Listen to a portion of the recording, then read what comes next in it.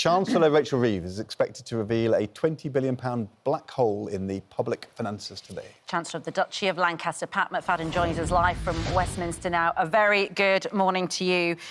Look, there is the narrative appears to be that Rachel Reid walked into the office and felt surprised or stunned by the black hole, as has been described, and yet the IFS said the broad scale of the challenge was apparent pre-election. Is it a bit dishonest, really, to be feigning surprise and, you know, that to be the story? Well, we knew we were going to inherit a difficult situation. There were some things that we knew. We knew that living standards at the start of this Parliament were even lower than they were at the start of the last Parliament. We knew that the country had suffered very high inflation in recent years. We knew about the debt levels. So we knew it was going to be a tough situation. But we have discovered new things in the few short weeks since the election that have made the public spending picture even worse.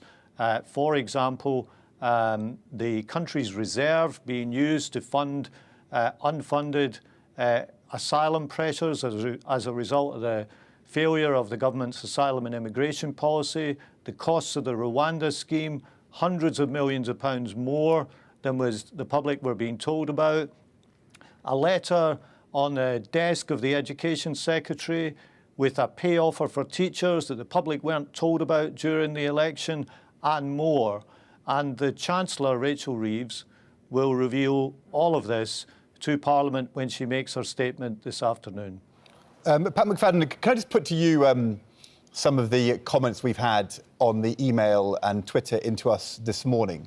James says it's just an excuse to put up taxes, something the Labour said they wouldn't do. Ragos said they will use it as an excuse to raise taxes. Kel Surprise, vote Labour and get higher taxes. Yaga says we already knew about the black hole.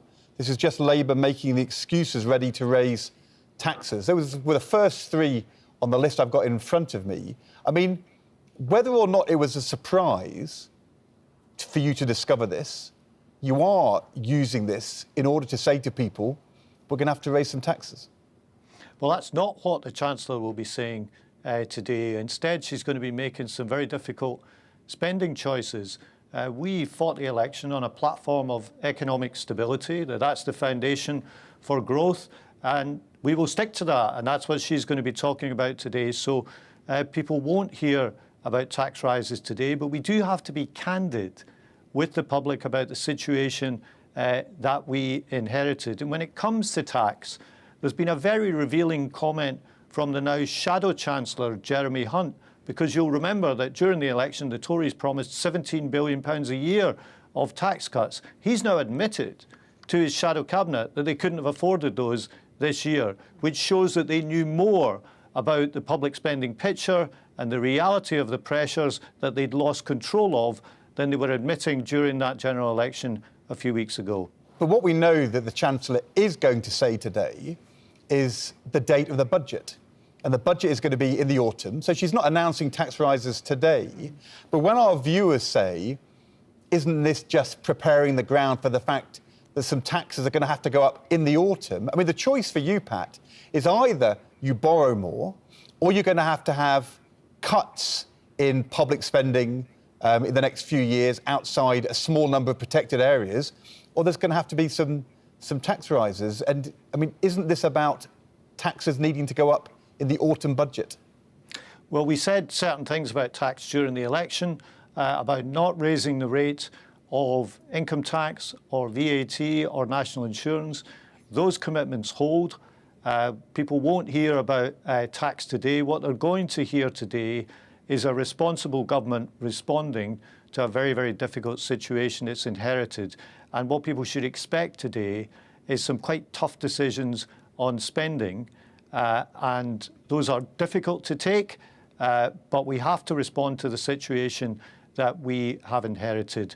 And what I think angers my colleagues is contrasting that with these lofty promises of tax cuts that the Tories made during the election, which they're now admitting were completely unaffordable. Will Rachel Reid be able to spend more on protecting GP services, because today our top story, and it's on the front of many of the newspapers, of course, too, is that for the first time since 1964, GPs are balloting today, voting today on whether to start industrial action. It's completely will be a shock to thousands and thousands of people who already struggle to get their GP's appointments when they ring up at, well, half an hour ago, at 8 o'clock. Millions of people have been trying to get hold of their GP for an appointment. What is Rachel Reeves, and what are you going to do about this crisis in the NHS, which has now spread to our local GP surgeries? Well, GPs are the cornerstone of the health system. They're the first point of contact for most people if they fall ill. So I value enormously the role that GPs play in the health service and in our national life. And since the election, we've done everything we can to resolve these ongoing industrial disputes in the NHS, which have caused so much inconvenience to patients. And they need more money. I mean, you know, the 1.9% increase in their contracts to run GP services just does not allow GP partners to run the practice in the way that they want. So they will have to reduce their services. Or there'll be industrial action on Thursday, potentially, where they reduce the number of patients they're going to see. You've got the junior doctors. If there's a £20 billion black hole, people at home this morning will be absolutely scratching their heads. Is the NHS going to get the money it needs or not? Well, look, my colleague Wes Streeting, the Secretary of State for Health, he's met with the chair of the BMA GP committee 3 times since the election in an effort to avoid this kind of industrial action. He's also been meeting with the junior doctors. More will be said this afternoon about the public sector pay settlements. But our aim in doing this is to give fair pay rises to public sector workers, to do that in a way that's fair to taxpayers as a whole. But we also want to bring to an end these industrial disputes that are causing so much damage to people, to NHS patients in particular, and to begin to fix the foundations of what we've inherited and to turn the NHS around. We did that the last time that we were in government. We can do it again. It's not a quick job, it's not an overnight job, but we have to start. And the Chancellor will have some important things to say about public sector pay when she gets to her feet this afternoon. Pat McFadden, you'll understand that some of our viewers are going to be a bit confused, because when we asked you about tax, you said no, the Chancellor's going to be setting out spending cuts today, but spending cuts aren't going to get NHS waiting times down. We saw yesterday in the Sunday Mirror, the Deputy Prime Minister, the Housing Secretary, Angela Rayner, saying we're going to have the biggest expansion in council house building in a generation. Where's the money going to come from to build more council houses if today's statement is about spending cuts? Well, we're not going to be announcing spending cuts in the NHS today, but there are going to be some difficult decisions elsewhere, which the Chancellor will announce. You mentioned housing there. We're going to have more to say about housing this week. It's really important for us to get house building moving again.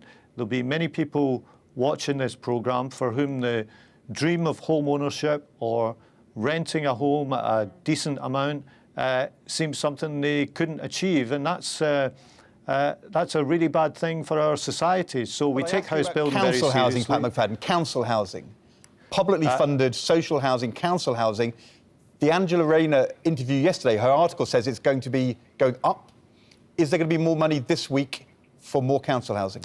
Well, Angela will have more to say about house building over the course of the coming few days, but we do want to get house building moving. We want to see houses available both for sale and for rent. That's the right thing to do, because people's dream of having a home of their own is something that should be realisable and not something that seems impossible to achieve. Pat McFadden, thanks so much for being on the show this morning. Thank you, Pat.